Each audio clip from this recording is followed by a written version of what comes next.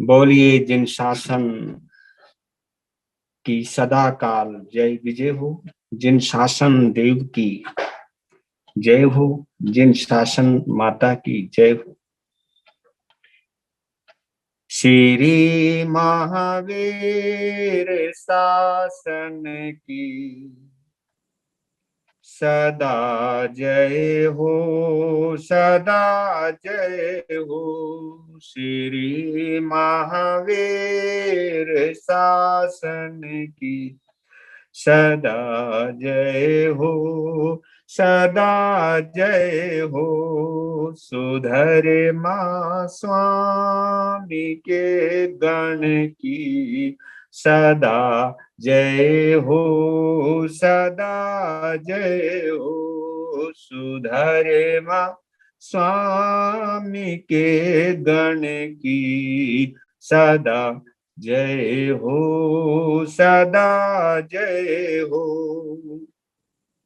वीर शासन के रखवाले आज श्रावक और साधु हैं। वीर शासन के रखवाले आज श्राविका और साधी हैं। मुनि चंदन के शुभ मन की सदा जय हो। सदा जय हो। मुनि चंदन के शुभ मन की सदा जय हो। सदा जय हो। श्री महावीर शासन की सदा जय हो। सदा जय हो। बोलिए शासनपति भगवान महावीर स्वामी की जय। और इस युग के प्रथम आचार्य श्री सुधर्मा स्वामी भगवान की जय।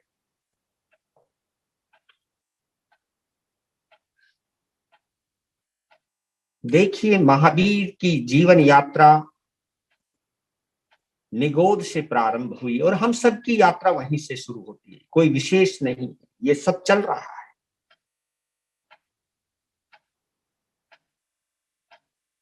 और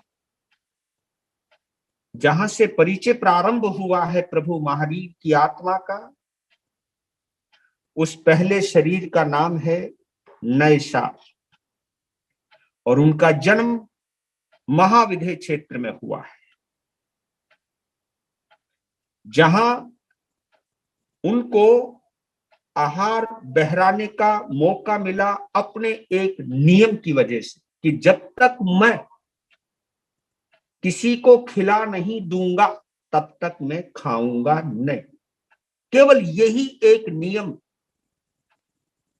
इस नियम ने अनेकों की भूख मिटाई। इस नियम ने अनेकों की प्यास मिटाई।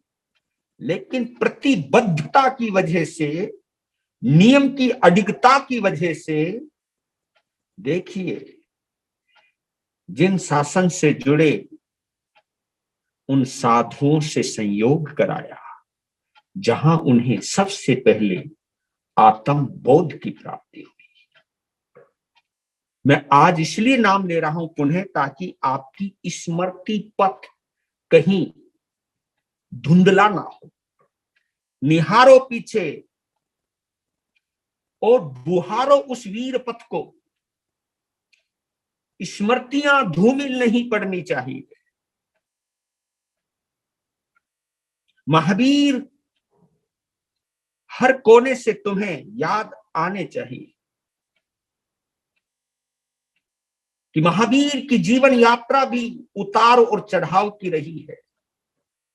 और महावीर की जीवन यात्रा हमें कई सबक, कई सीख सिखा करके जाती है।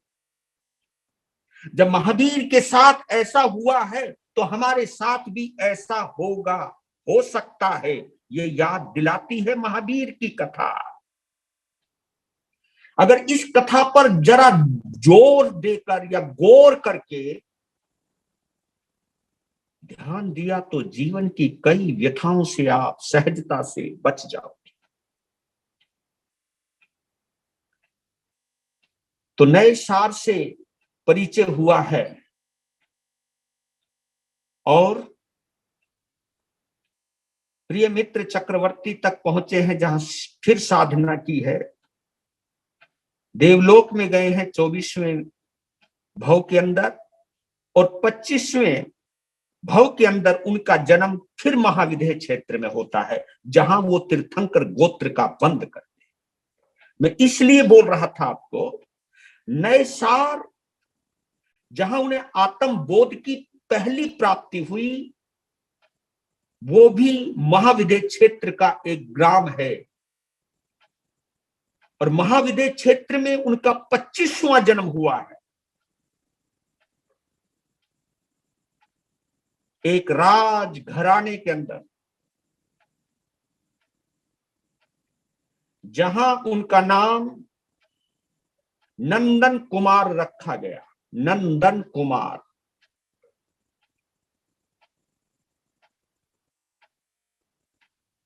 त्रिपृष्ठ वासुदेव के रूप में उनका क्रूरता का रूप देखा है। क्रूरता की एक सीमा देखिए, चरम सीमा देखिए। लेकिन उसके बाद नरक की वेदना का अनुभव करते हुए फिर त्रियंच गति शेर का जन्म मिला, पर लेकिन वहां पर भी वो शांत रहे, क्रूरता कम रही। फिर उसके बाद वे प्रिय मित्र बने, उसके बाद देव बने, और उसके बाद नंदन कुमार बने। और वो संस्कार धीरे धीरे धीरे परिपक्व होते गए, परिपक्व होते गए, क्योंकि यात्रा सिमट रही है, और सिमटने के लिए आत्मा के समीप रहना बहुत जरूरी है। और आत्मा के समीप अगर रहना है तो क्रोध, मान, माया, लोभ जैसी चार चौकड़ियों के चंगुल से बचना बहुत जरूरी है। ज्यों ज्यों हमारा सम्यक्त परिपक्व होता है, ज्यों ज्यों हमारी गतियां सीमित होने लगती है, जिसको हम परित संसारी कहते हैं, जिनका संसार सिमटने लगता है, यानी अब संसार से मुक्त होने का वक्त आ गया है, तो अंदर से क्या चेंज आता है, अंदर से क्या परिवर्तन आता है, ये महावीर की कथा बोल रही है। जब तुम्हें बात बात में क्रोध आने लग जाए तो तुम जरूर याद करना कि लगता है मेरा संसार बढ़ रहा है। मैं महावीर की कथा के माध्यम से ये संदेश आपके हृदय तक पहुंचा देना चाहता हूं।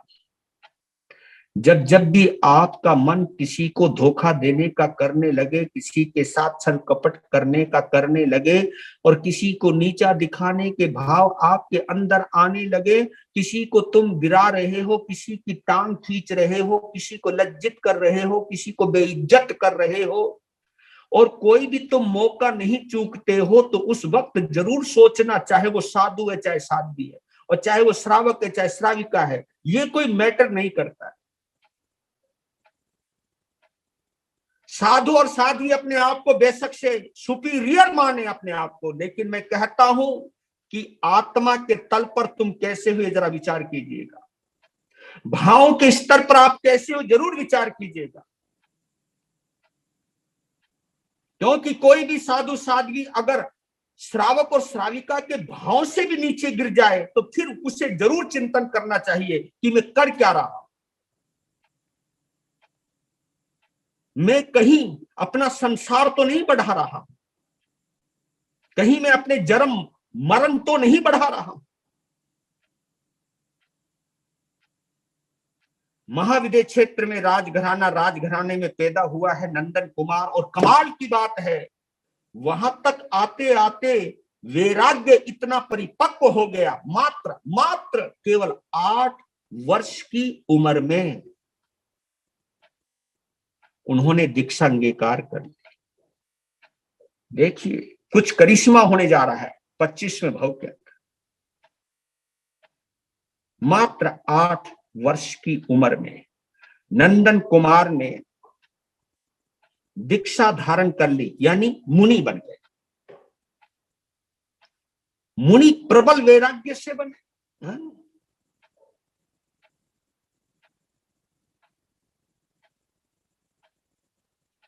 और उस 25वें भव में, और एक चीज और क्लियर कर देना चाहता हूं, भगवान महावीर की आत्मा ने अपने तीसरे भव के अंदर तो भगवान ऋषभदेव के भी दर्शन कर लिए, यानी 25वें तीर्थंकर बनने तक कहीं ना कहीं पूरी 24 निकल रही है। और 23वें तीर्थंकर भगवान पार्श्वनाथ को मानने वाले श्रावक और श्राविका के घर में जन्म लिया है महावीर ने, क्योंकि भगवान महावीर के माता पिता जो हैं वो भगवान पार्श्वनाथ के श्रावक और श्राविका थे। तो कमाल है, पूरी 24 में ये सब जन्म मरण हो भी लिए, कहीं ना कहीं जा भी आए हैं। इससे पता लग रहा है, पता चल रहा है कि यह अवसर्पणी काल कितना विस्तार है, क्योंकि भगवान ऋषभ देव की उम्र खुद ही 84 लाख पूर्व की है। 84 लाख पूर्व, पूर्व यानी साल नहीं, वर्ष नहीं, एक पूर्व में भी पता नहीं कितने हजार साल की उम्र होती, एक पूर्व में।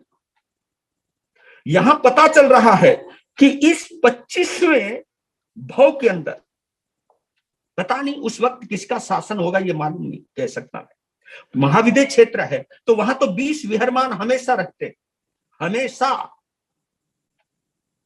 और जो इस वक्त 20 विहरमान है, आने वाली 24 का जब 7वां तीर्थंकर होगा, 7वां, उस वक्त ये जो वर्तमान में सिमंदर स्वामी से लेकर के 20 विहरमान हैं, उस वक्त ये इकट्ठे मुक्ति में जाएंगे, यानी अगली 20 विहरमान अलग से आएंगे। कब? जब आने वाली 24 भविष्य की, और उसका भी 7वां तीर्थंकर होगा।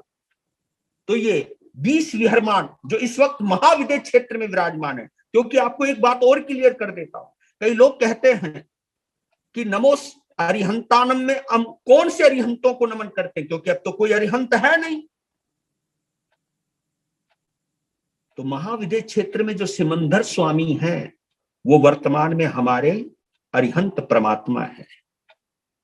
बेशक वो भरत क्षेत्र में नहीं है, लेकिन महाविद्य क्षेत्र में तो है। ठीक है, विज्ञान महाविद्य क्षेत्र को ढूंढ नहीं पाया, ये विज्ञान बढ़ रहा है, मंगल ग्रह पे पहुंच गया है, चंद्रमा पे भी पहुंच गया है, पर महाविद्य क्षेत्र कहां है क्या पता। पर विज्ञान ने अगर मंगल ग्रह को देख लिया है, मंगलयान उतार दिया है वहां, यानी अपनी दखलंदाजी वहां पहुंचा दी है, विज्ञान की भी ताकत है, चंद्रमा पर पहुंच गया है।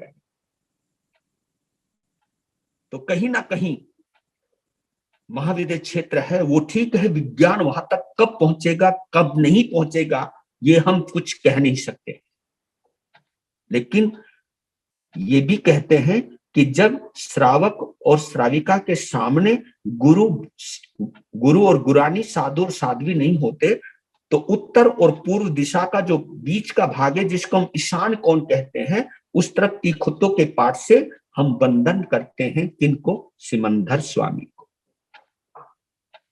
उनकी आज्ञा लेकर के हम सामायिक ग्रहण करते हैं, उनकी आज्ञा लेकर के हम नोकारसी, पौरसी, पोषण, उपवास का प्रत्याख्यान लेते।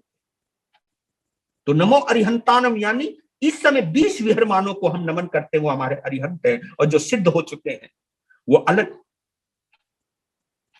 तो मात्र 8 वर्ष की उम्र में नंदन कुमार ने दीक्षा ली और उस भाव के अंदर उन्होंने 1 लाख पूर्व का संयम पर्याय पाला। 1 लाख पूर्व, और जिसके अंदर उन्होंने मालूम है कितने, 11,60,000 यानी 60,000, 11,60,000 मास खमन किए। 11,60,000 मास खमन किए, यानी कितनी बड़ी उम्र होगी उनकी। और इस महान तपस्या के आधार पर नंदन मुनि ने तीर्थंकर गोत्र की उपार्जना की, यानी 24वें तीर्थंकर बनने का रिजर्वेशन प्राप्त किया भगवान महावीर की आत्मा ने।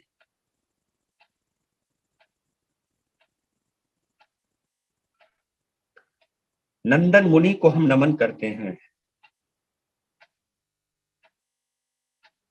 वैसे तीर्थंकर गोत्र की उपार्जना केवल तपस्या से नहीं, 20 कारणों से हो सकती है, वो फिर कभी चर्चा होगी, करूंगा।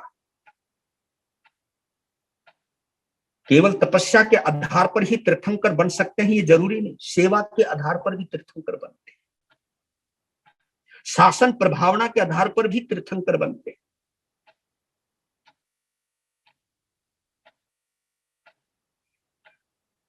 तो तीर्थंकर गोत्र का उन्होंने बंध किया, यानी रिजर्वेशन प्राप्त किया। बंध यानी रिजर्वेशन। फिर वहां से आयु पूर्ण कर 26वां भव था उनका, देवलोक का 10वां देवलोक, यानी 10वें देवलोक में भगवान महावीर का 26वां भव। इस प्रकार ये 26 भवों की कथा, क्योंकि 27वां भव तो महावीर का ही है।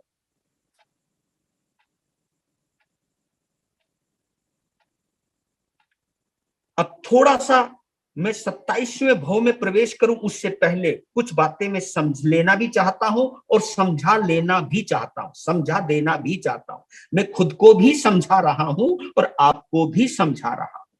मैं अकेला आपको नहीं समझा रहा हूं, मैं भगवान महावीर के माध्यम से खुद को भी समझा रहा हूं।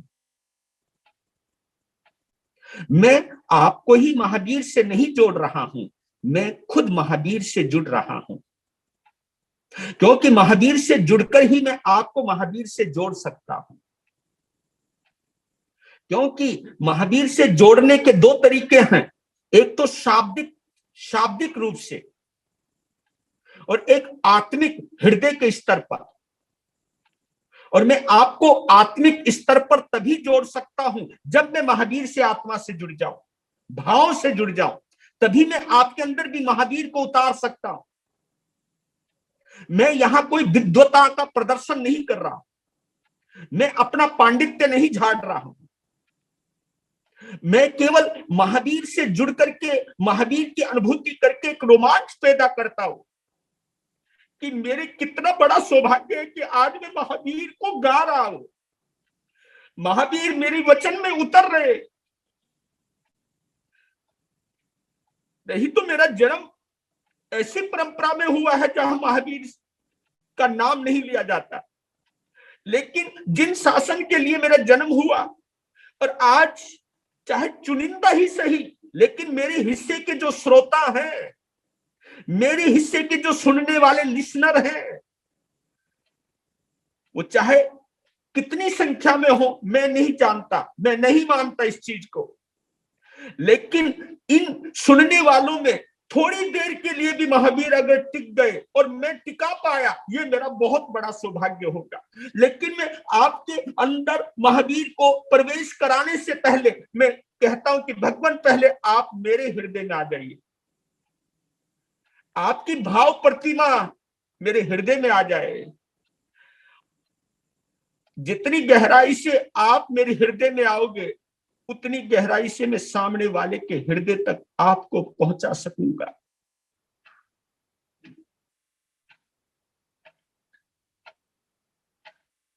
तो मैं ये कहना चाहता हूं, यदि हम सभी क्योंकि उसमें इंक्लूड मैं भी हूं, राब भी। यदि हम सभी भगवान महावीर के पिछले 26 जन्मों की यात्रा का गहराई यानी अनुभव के साथ, एहसास के साथ, खोपड़ी से नहीं, गहराई से अगर हम आंकलन करें तो 2 सत्य उभर करके सामने आते हैं। 2 सत्य। कौन कौन से? इन सत्यों को अगर हम, इस सच्चाई को अगर हम अपने भीतर में सहज लें, अपने भीतर में ले आए, तो महावीर की कथा सुनाना और सुनना दोनों ही सार्थक हो जाएगी। पहला सत्य देखिए, एक बात आप अच्छे ढंग से समझ लीजिए, उत्थान और पतन, उत्थान और पतन, ये दोनों चीजें इंसान के अपने हाथ में। जो महावीर ने समझाया है जन्म लेने के बाद और तीर्थंकर बनने के बाद, कि उत्थान और पतन इंसान के अपने हाथ में है। ना तो वो प्रकृति के हाथ का खिलौना है और ना ही किसी परमात्मा के द्वारा संचालित वो कठपुतली है। दिमाग में अच्छी तरह बांध ले। ये मत कहो कि भगवान जैसा नचाएगा मैं वैसे ही नाचूंगा। वाह भाई वाह। इसका मतलब जब तुम गाली देते तो भगवान ही दिलवाता होगा तुमसे, जब तुम किसी की टांग खींचते होंगे तो भगवान ही खिंचवाता होगा तुमसे। अरे क्यों भगवान को बदनाम कर रहे हो आप?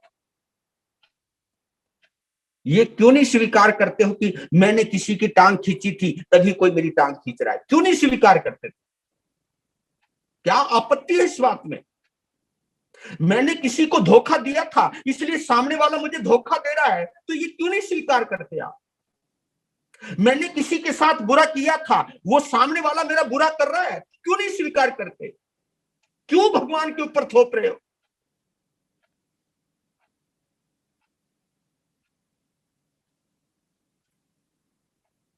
कि आपकी कामयाबी और नाकामयाबी के जिम्मेवार आप खुद हैं। अपनी खुशी के और अपनी हंसी के जिम्मेवार आप खुद हैं। अपनी हार के, अपनी जीत के जिम्मेवार आप खुद हैं। अप्पा कत्ता विकत्ताए दुहानिये सुहानिये अप्पा मित्तम अमित्तम से दुपट्ठियो सुपट्ठियो। अप्पा कत्ता विकत्ताए, आत्मा ही करता है, आत्मा ही विकर्ता है। किसका? दुहानिये सुहानिये, आपके दुखों का, आपके सुखों का। यानी मैं अपने दुखों का, अपने सुखों का खुद जिम्मेवार हूं। मैं क्यों कहता हूं कि फला आदमी ने मुझे बर्बाद कर दिया? आप ये भी तो सोच सकते हो, ये भी तो समझ सकते हो कि मैंने उसको बर्बाद किया और इसलिए उसने मुझे बर्बाद किया। मेरे किसी पुराने पाप ने सामने वाले को पापी बनने को मजबूर कर दिया। वो पापी नहीं, उसको पापी मैंने बनाया। नहीं तो बहुत अच्छा इंसान था। मेरे किसी पाप कर्म की वजह से उसके अंदर पाप पैदा हुआ है। मैंने किसी को गाली दी थी इसलिए वो भी मुझे गाली देने को मजबूर है। मैंने उसके मुख से गाली निकलवाई है। क्यों नहीं सोचते हम? सारा चिंतन बदल जाएगा, सारी सोच बदल जाएगी। फिर ये भाव नहीं आएगा कि उसने मुझे बर्बाद कर दिया। फिर ये भाव आएंगे कि आज बर्बादी का क्या दर्द होता है ये मुझे आज पता चल गया। तो सामने वाले ने भी बर्बादी का दर्द सहन किया है और उसको मैंने भी बर्बाद किया था। क्योंकि हम जो भी कुछ देते हैं वो लौट कर जरूर आता है। आपके आंसू आपकी कमाई हुई दौलत है, आपकी हंसी भी आपकी कमाई हुई संपत्ति है। ये महावीर का धर्म कहता है। और एक गहरी बात और बताऊं, शायद शायद इसी की वजह से भगवान महावीर अपने पीछे अनुयायियों की भीड़ नहीं जुटा पाए, क्योंकि वहां किसी भी प्रकार का आश्वासन नहीं है, किसी भी प्रकार का आश्वासन नहीं। भगवान ने किसी को आश्वस्त नहीं किया, किसी को आश्वासन नहीं दिया कि तू मेरी शरण में आ जा, मैं तेरे कष्ट में खत्म कर दूंगा। नहीं, उन्होंने कहा कि मैं तुझे रास्ता बता सकता हूं, ये रास्ता उधर को जाता है, ये रास्ता इधर को जाता है। चलना नहीं चलना तेरी अपनी विजय है, तेरी अपनी सोच। इसलिए महावीर अनुयायी इकट्ठे नहीं कर पाए, क्योंकि वहां किसी प्रकार का बहकावा नहीं था। आजकल तो साधु बहका देते हैं श्रावकों को, अरे चिंता मत कर, मैं हूं ना, बस तू अपने आप को मुझे दे दे, बाकी सब काम मैं कर दूंगा, तेरी बंद दुकान मैं चला दूंगा। लो जी, अब ये भी नहीं सोच रहा कि सामने वाले की बंद दुकान तू चलाएगा तो जितना भी वो झूठ बोलेगा, व्यापार करेगा, सब तेरे हिस्से में आने वाला है। हाँ, तू ही भुगती है फिर। चिंता मत कर, तेरे बच्चों की शादी मैं ही करवा दूंगा, रिश्ते भी मैं करवा दूंगा, बच्चे भी मैं करवा दूंगा। अरे वाह भाई वाह, ये सब काम करना था तो जिन शासन से क्यों जुड़ना था। मैं आपकी किस्मत का हिसाब लगाता हूं, रखता हूं कि जन्म पत्री लेकर के आ जा, मैं बता दूंगा कि ये होने वाला है, ये होने वाला है। अरे किसकी जन्म पत्री सच्ची है? जन्म पत्री हम तब से बनाते हैं जब किसी बच्चे का जन्म हो जाता है, जबकि जन्म तो पेट में 9 महीने पहले ही हो चुका है। तभी तो हम कहते हैं कि माँ का प्यार उसके बाप से 9 महीने ज्यादा होता है, इसलिए कहते हैं। और वो कब आया है जीव, ये केवल ही जानता है। ये जितनी जन्म पत्रियां हैं सब अनुमान के आधार पे चलती है, और अनुमान कभी गलत भी हो जाते हैं। और मैंने देखा भी है कि जिसके लिए कहा था कि ये इतने साल जिएगा, उतने साल जिया नहीं, पहले मर गया। तो ये सब क्योंकि ज्योतिष जो है वो गणित का हिसाब है, और गणित में कहीं पर भी एक अंक की भी मिस्टेक होगी तो सारा सारा सब कुछ ही चेंज हो जाएगा मामला। तो मैं ये कह रहा, पहला सत्य है उत्थान और पतन, कि हम जिम्मेवार हैं। पहले हम अपने अंदर ये बात बैठा लीजिए। कई गलत फहमी अपने आप ही, महावीर को समझना बहुत आसान हो जाएगा। दूसरा सत्य, भगवान महावीर की 26 जन्मों की यात्रा हमें एक चेतावनी जरूर देती है, एक संदेश देती है। क्या? कि जीवन में जब भी पतन होगा वो 2 कारणों से होगा। ये महावीर की कथा बोल रही है, मैं नहीं बोल रहा हूं। कि हमारे जीवन में जब भी हमारा पतन होगा, यानी जब भी हमारे अंदर गिरावट आएगी, उसकी 2 ही वजह होंगी। कौन सी? क्रोध के आवेग से और मद के अतिरेक से। मद यानी घमंड के अतिरेक से। जब हमारे अंदर बहुत क्रोध आ जाता है, जब हम नियंत्रण में नहीं रहते, क्रोध की गिरफ्त में हम आ जाते हैं, यानी क्रोध हमारे कंट्रोल में नहीं रहता, हम क्रोध के कंट्रोल में आ जाते हैं। क्रोध जैसा चाहता है वो करवाता है हमसे। अगर क्रोध के कंट्रोल में हम चले गए हैं, यानी क्रोध अब हमारे कंट्रोल में नहीं रहा। और अभिमान के अतिरेक से, जब तुम दुनिया में अपने आप को सबसे बड़ा समझने लग जाते हो, इसको अतिरेक कहते हैं। किसी को अपने आगे कुछ समझते ही नहीं है, कीड़े मकोड़े साहब, जो अब हम हैं। साधु संतों के पास अगर भक्तों की भीड़ हो ना, तो वो भी अपने आप को पता नहीं क्या समझने लग जाते हैं। है, इतने श्रावक है मेरे। और मैं कह रहा हूं जब मरेगा तो सबको छोड़ के जाना पड़ेगा। कोई श्रावक साथ में मरने वाला नहीं है, कोई जाने वाला नहीं है। हाँ, वो बात अलग है, कोई ज्यादा मानने वाला होगा तो दीवार पे तेरा चित्र जरूर टांग देगा। जो माँ बाप का टांगता है ऐसे तुम्हारा भी टांग देगा। थोड़ी देर तुम्हें देख करके थोड़ी देर के रोल लेगा, गुरुजी बड़ी कृपा करी, दुकान पे जाके वही धंधा करेगा।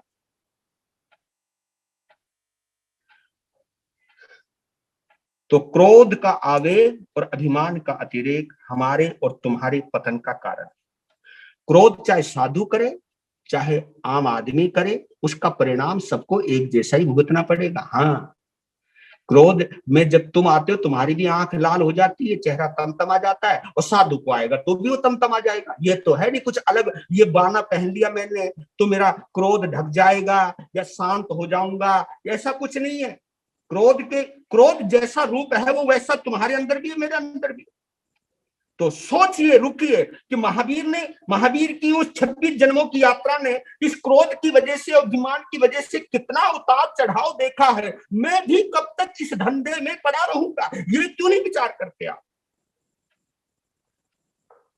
तो इसलिए कहता हूं कि महावीर को मानने की, महावीर को साधने की, महावीर को पूजने की दो ही तरीके हैं कि क्रोध पर और अभिमान पर ब्रेक लग जाए, बस होश आ जाए, बैलेंस बन जाए। आत्मा अपनी बाउंड्री में रहकर ही उत्थान कर सकती है। तो हमारा उद्धार जल्दी होएगा, और अतिक्रमण जब होएगा तो पतन जरूर होगा। अतिक्रमण में तो लोग भी पुलिस केस बन जाता है। आपको बोल रखा ना, आपका घर, आपका मकान, आपकी दुकान का ये दायरा है, इसी दुकान में रहिएगा, यहीं पे रहिएगा। अगर अतिक्रमण करोगे तो फालतू का वो बुलडोजर आएगा, उखाड़ के ले जाएगा। हाँ, कब तक तुम्हारी पहुंच है, जब तक रिश्वत तुम देते रहोगे शायद तुम बच भी जाओगे, लेकिन आत्मा के क्षेत्र में अगर आपने अतिक्रमण किया है तो आप उस अतिक्रमण का प्रभाव आपको भुगतना ही पड़ेगा। हाँ, लेकिन जितनी जल्दी तुम्हें वापिस याद आ जाए कि मैं जरा अपनी बाउंड्री से बाहर चला गया हूं, और बाउंड्री से बाहर अगर खिलाड़ी का भी पांव अगर चला जाता है बाहर तो नो बॉल हो जाती है। हाँ, और क्रीज में पहुंचने से पहले बल्लेबाज का जो बल्ला है, अगर क्रीज में पहुंचने से अगर 1 इंच भी पीछे रह जाए तो रन आउट हो जाता है। जब तुम ये सोचिए बाउंड्री की जब वहां इतनी कीमत है, लाइन की जब वहां इतनी कीमत है, तो क्यों नहीं समझते हम प्रतिक्रमण की इज्जत? क्यों नहीं समझते? प्रतिक्रमण ये है अपने आप में रहना, अपने बाउंड्री में रहना। और ये प्रतिक्रमण इसलिए महाबली है। प्रतिक्रमण की बड़ी भूमिका है, लेकिन आजकल तो लोग समझते हैं प्रतिक्रमण को याद कर लो। प्रतिक्रमण याद करना एक अलग चीज है और उसका अनुभव करना एक अलग चीज है। लीजिए, भगवान महावीर का 26वां जन्म 10वें देवलोक में हुआ, और यहां पर भी देखो महावीर की जीवन कथा में एक और उतार आता है। इसका वर्णन केवल श्वेतांबर ग्रंथों में आता है, दिगंबर ग्रंथों में नहीं आता है। इसलिए मैं क्लियर कर देना चाहता हूं, वहां क्यों नहीं आता, यहां क्यों आता है, हमें इस चक्कर में नहीं पड़ना। वो सही है, हम सही हैं, इस चक्कर में पड़ना ही नहीं। जो मैंने सुना है, जो मैंने पढ़ा है, मैं उसी को आपसे शेयर कर रहा हूं, और उसकी वजह भी कहीं ना कहीं रही हुई है। क्या वजह है वो आप ये देखिए, वही क्रोध का आवेग और मद का अतिरेक। यहां तक भी पीछा नहीं छोड़ा महावीर का, कि भगवान महावीर की आत्मा 10वें देवलोक से अपना आयुष्य पूर्ण करके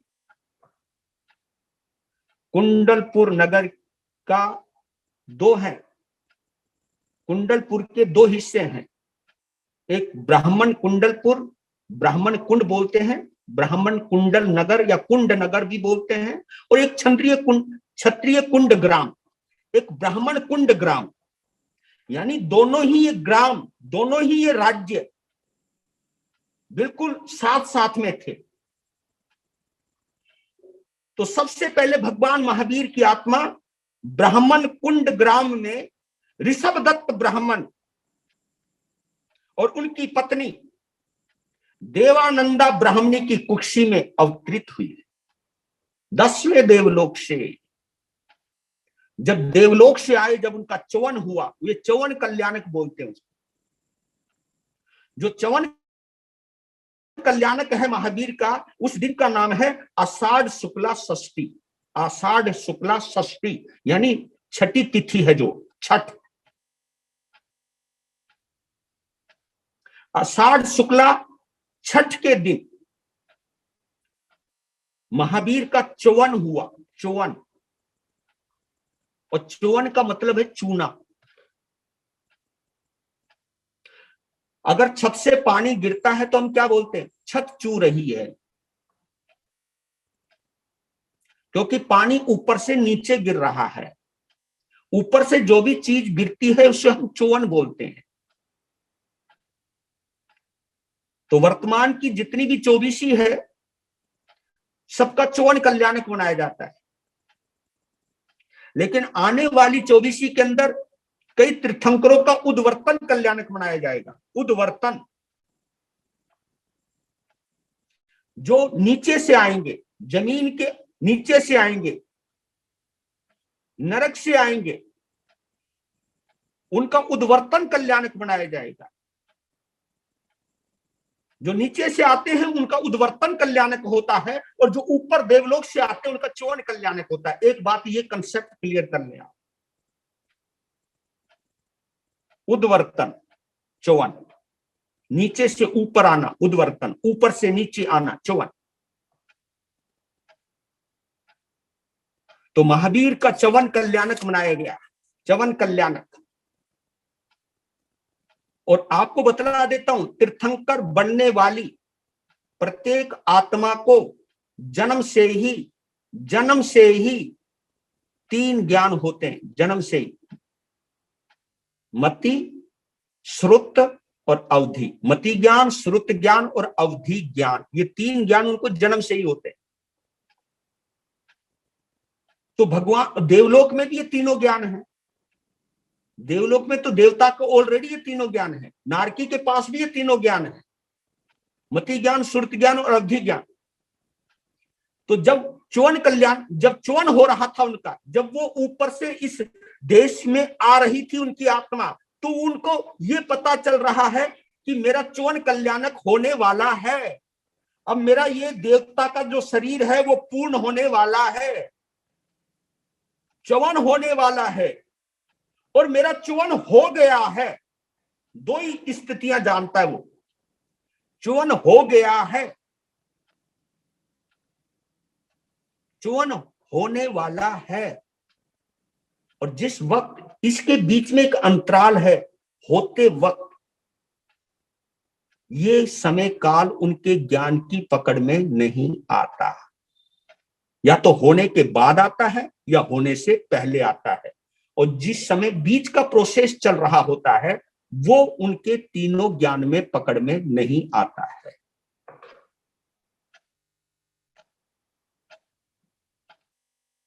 बीच का समय इतना सूक्ष्म होता है, इतना सूक्ष्म होता है, मति, श्रुत और अवधि उसको पकड़ नहीं पाता है।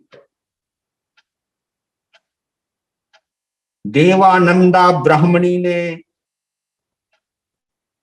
14 महास्वप्न देखे। दिगंबर परंपरा में 16 स्वप्न होते हैं, और श्वेतांबर आमनाय में 14 स्वप्न होते हैं। कौन सही कौन गलत इस चक्कर में पड़ना नहीं, मैं साफ ही कहता हूं, क्योंकि इन छोटी छोटी बातों में उलझ करके महावीर की गरिमा नहीं गिरानी। इनमें कौन सत्य है कौन असत्य है इसको बताने वाला कोई तीर्थंकर इस समय मौजूद नहीं है, तो फिर काय को झगड़ा करना भाई, कौन सही है कौन गलत है। उनके पास भी प्रमाण नहीं, हमारे पास भी प्रमाण नहीं, फिर लफड़ा किस बात का। भाई जो जहां बोला गया वो बोल दो, सुनने वाला चाहे कोई हो, आराम से सुनो ना। इसको मुद्दा कोई बनाना है कि नहीं ये जो श्वेतांबर लोग होते ना, ये 14 स्वप्न बताते हैं, ठीक नहीं है। अरे भाई तुम काहे को लफड़ा कर रहे हो? 14 है या 16 है, काहे को लफड़े में पड़ते हो? आनंद लो ना स्वप्नों का। और 14 महास्वप्न हैं ये, और ये इतने शुभ होते हैं, इतने शुभ होते हैं।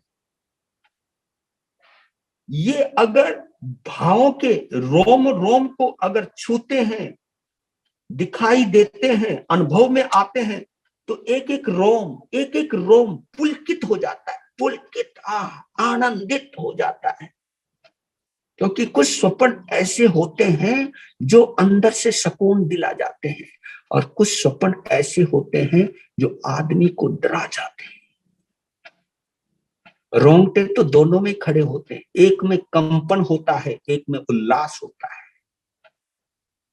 जब आदमी खुशी से भरता है तो भी रोंगटे खड़े हो जाते हैं, उल्लास, रोमांचित। तभी तो रोमांच, रोमांच बोलते हैं उसको, रोमांच यानी रोम रोम खड़े हो जाए। कभी वो खुशी में भी खड़े होते हैं, कभी वो गम में भी, क्योंकि ये दोनों ही स्थितियां जो है ना, ये मन से कनेक्टेड है। हाँ, या तो हम भय में कंपित होने लगते हैं, या जोश में, उफान में, ये दोनों ही चीजों में है भैया। ये रोम रोम जो खड़े होते हैं, ये कहीं ना कहीं अति दुख अति सुख में जब कंट्रोल नहीं रहता है, तब ये गड़बड़ होती है। इसलिए हमारे यहां कहते हैं सुख दुख में संभाव रखो। और इसके लिए एक बहुत बड़ा उदाहरण मिलता है कि कहते हैं एक गरीब आदमी की 1 लाख की लॉटरी निकल गई, और इसकी सूचना सबसे पहले उसकी पत्नी को मिली। पत्नी को पता चला कि 1 लाख की लॉटरी निकल गई, तो वो तो घबरा गई। उसने कहा, जिस बंदे ने कभी जीवन में 10 का नोट नहीं देखा हो, अगर उसे पता चल गया कि मेरी 1 लाख की लॉटरी निकली, कहीं खुशी में मर ना जाए वो, और मर गई तो मैं विधवा हो जाऊंगी। अरे तेरा भला हो, ये लॉटरी निकलनी जरूरी थी क्या? वो उसे और टेंशन हो गई कि अब करूं तो करूं क्या भाई। और उसको पता नहीं चलना चाहिए, पता चले तो पहले मैं सब चीज स्थिति कंट्रोल में कर लूं, हाँ तब पता चले। और पास में पादरी था, चर्च घर था, चर्च थी, वहां पहुंच गई और कहा कि फादर मैं बड़ी मुसीबत में हूं। तो क्या हुआ? ऐसा है, मेरे पति की 1 लाख की लॉटरी निकल गई। तो इसमें दुख की क्या बात? निकल, तुम नहीं समझते, हम झोपड़ी में रहने वाले, कच्चे मकान में रहने वाले, जिसका मकान चूता है उसमें रहने वाले, जिसने कभी 10 का नोट नहीं देखा, 5 का नोट नहीं देखा, और उसकी 1 लाख। आज सोचो जरा, मेरे पति इस खुशी को बर्दाश्त नहीं कर पाएंगे, कुछ मेरी हेल्प करो। ठीक है कि वो 2 घंटे में बाहर से आने वाले हैं, और आप जरूर आ जाना इस समय मेरे पति देव की प्राण रक्षा करने के लिए। पति देव आए, उससे 2 मिनट बाद पादरी पहुंच गया, और पादरी को जब अपने घर आया हुआ देखा, वो तो खुशी में पागल हो गया। कहा कि आप हमारी गरीब की झोपड़ी में, फादर आप, हाँ ए भानुमति, हाँ क्या कहो, पानी ला, भगवान आए हमारे घर, फादर आए, फादर। पानी पिलाया। घरवाली घबरा रही कि अब क्या होगा। वो बेचारी चली गई, कान उसके वहीं पड़े हुए हैं कि क्या होगा। पादरी को कहा, फादर आज आपने कृपा कैसे करी? बस ऐसे आगे मस्ती है मौज की। भगवान ने, यीशु ने बोला कि जाओ आज उसके घर का पानी पियो। ओ, यीशु ने बोला? यस।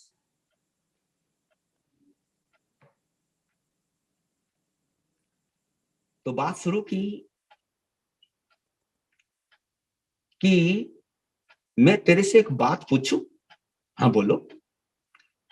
कि बाई चांस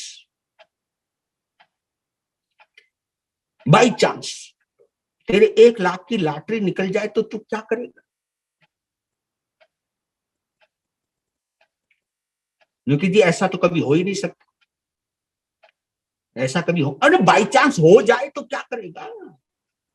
नुका जी, अगर 1 लाख की लॉटरी निकल जाए तो मैं 50,000 आपको दे दूंगा। इतना सुनती पादरी मर गया। लो जी, पादरी मर गया इतना सुनते ही, क्योंकि पादरी को तो पता ही नहीं था कि मुझे 50,000 रुपए मिल जाएंगे। बचाने किसी को आया था, खुद खिसक लिया। ये इसलिए कहते हैं कि कभी कभी दुख को हजम करने की तो ताकत आ जाती है और सुख को हजम करने की ताकत नहीं आती है। इसलिए डॉक्टर कभी किसी का हार्ट का ऑपरेशन करते हैं तो उस समय या तो उसे नींद की गोली या नींद का इंजेक्शन लगा देते, जो सोता रहे। अगर वो जगे तो लोगों को सचेत कर देते हैं कि कोई भी खुशी और कोई भी गम की खबर इनको मत सुनाना, क्योंकि इनका हार्ट कमजोर है। और वो डॉक्टर भूल जाता दिमाग कमजोर है। ये हार्ट कमजोर इस दिमाग ने कर रखा है, नहीं तो हार्ट बड़ा अच्छा था तुम्हारा, क्योंकि ये बहुत चलाते हो तुम, बहुत चलाते हो। इसके चक्कर में बेचारा ये मर गया, करे कोई और भरे कोई। तो 14 महासपन देखे, रोमांचित हो गई, एकदम खड़ी हुई और ऋषभदत्त ब्राह्मण को कहा, स्वामी स्वामी क्या हुआ? मैं क्या बताऊं, क्या नजारा देख रही थी मैं, क्या नजारा देख रही थी। और उसे सारे सपने याद हैं, एक एक सपना वो बताने लगी। ऋषभदत्त ब्राह्मण, क्योंकि जानकार तो थे वो, एकदम, तूने ये सपन देखे? क्या बोलती है तू, क्या कह रही है? जी मालिक। ओ, ऋषभदत्त ब्राह्मण अपने पलंग से उतरकर नाचने लगा, कूदने लगा। ब्राह्मणी ने कहा, क्या हो गया? कहा, मैं बाद में बताऊंगा तुझे, समय हो गया आपका, हाँ बाद में बताएंगे। वीर नाम के हेरे मोती, गुरु नाम के हेरे मोती, मैं बिखराऊं गली गली, ले लो रे कोई राम का प्यारा, शोर मचाऊं गले गले, ले लो रे कोई गुरु का प्यारा, शोर मचाऊं गले गले। दीवानों सुन लो, एक दिन ऐसा आएगा, धन दौलत और महल खजाना यहीं पड़ा रह जाएगा। हो धन दौलत और महल खजाना यहीं पड़ा रह जाएगा।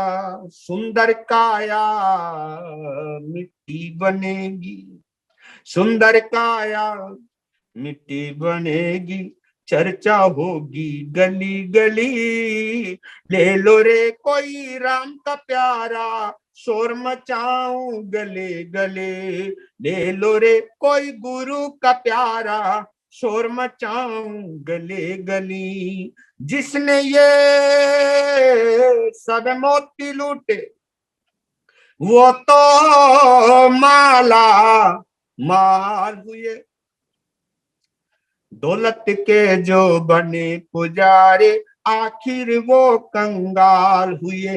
हो दौलत के जो बने पुजारी आखिर वो कंगाल हुए। सोना चांदी वालों सुन लो, लोहे कपड़े वालों सुन लो, अरे वो भारत वालों सुन लो, अरे विदेशों वालों सुन लो, बात सुनाऊं खरी खरी, ले लो रे कोई राम का प्यारा, शोर मचाऊं गली गली, ले लो रे कोई गुरु का प्यारा, शोर मचाऊं गले गले। हो वीर नाम के हीरे मोती, गुरु नाम के हीरे मोती, प्रभु नाम के हीरे मोती, मैं बिखराऊं गली गली, ले लो रे कोई राम का प्यारा, शोर मचाऊं गली गली, ले लो रे कोई गुरु का प्यारा, शोर मचाऊं गले गले। हो शोर मचाऊं गले गले, शोर मचाऊं गले गले, शोर मचाऊं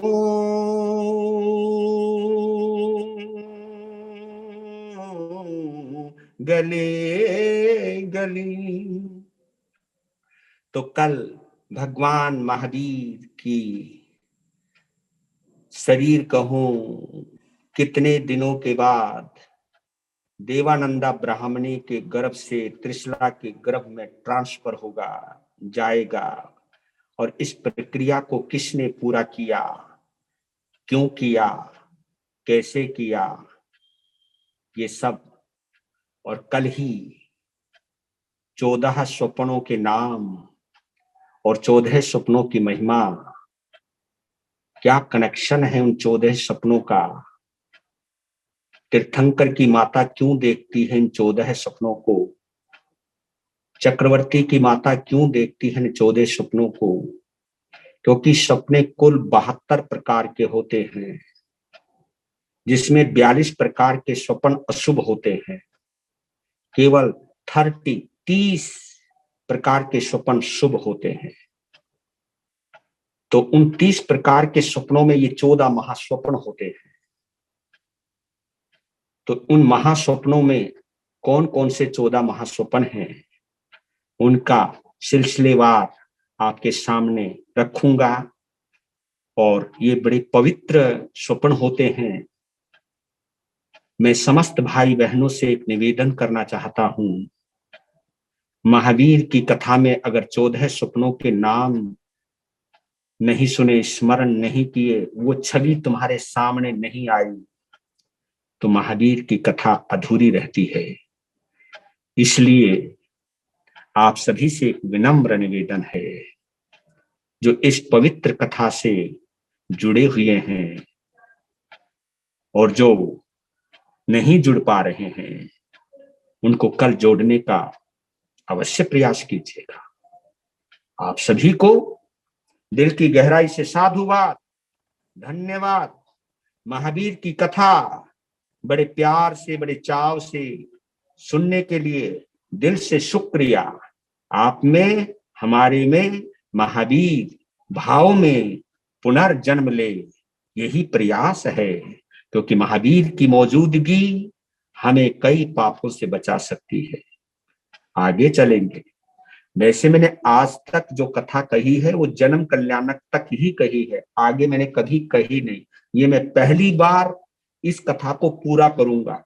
जन्म कल्याणक के बाद दीक्षा कल्याणक आता है, फिर ज्ञान कल्याणक आता है, फिर निर्वाण कल्याणक आता है। तो आज आपने पहला जो कल्याणक है, चौवन कल्याणक जो सुना है, क्योंकि पहले चौवन होता है फिर जन्म होता है, 2 कल्याणक ये हैं।